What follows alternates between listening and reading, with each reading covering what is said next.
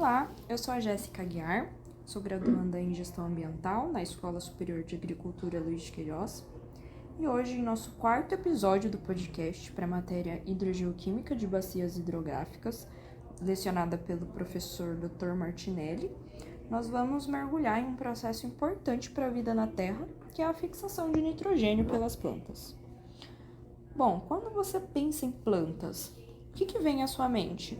A beleza? A sombra fresca em um dia quente? Oxigênio?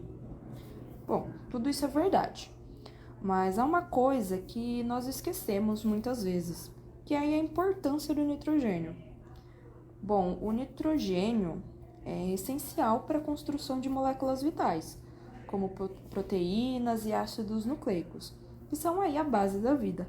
Mas aqui está um problema. Embora o nitrogênio seja abundante na atmosfera, a maioria das plantas não pode usá-lo diretamente.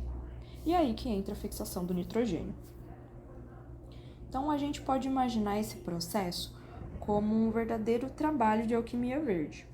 Algumas plantas, que são conhecidas como leguminosas, que são feijões, ervilhas, trevos, por exemplo, têm uma parceria especial com algumas bactérias chamadas rizóbios.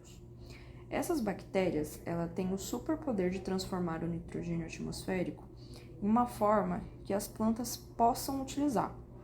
Mas como que isso acontece?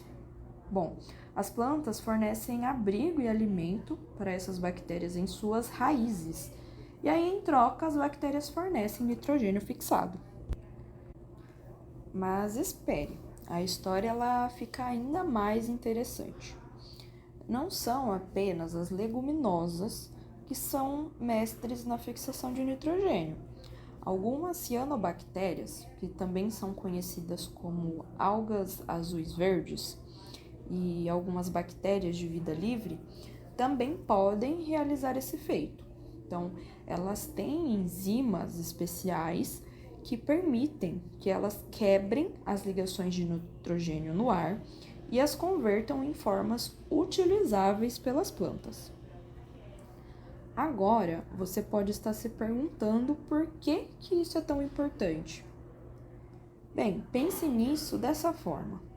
Sem a fixação de nitrogênio, as plantas não teriam os blocos de construção necessários para crescerem e se reproduzirem, o que afetaria toda a cadeia alimentar, desde herbívoros até carnívoros. Então, o mundo seria um lugar um pouco diferente sem essa habilidade das plantas. E, além disso, a fixação de nitrogênio ela também desempenha um papel importante na fertilidade do solo. As plantas que fixam o nitrogênio enriquecem o solo com esse nutriente. Isso permite o crescimento saudável de outras plantas ao seu redor. Então, isso é particularmente importante em ecossistemas naturais, onde a fertilidade do solo pode ser limitada. Mas, como em muitos aspectos da natureza, há um equilíbrio delicado aí em jogo.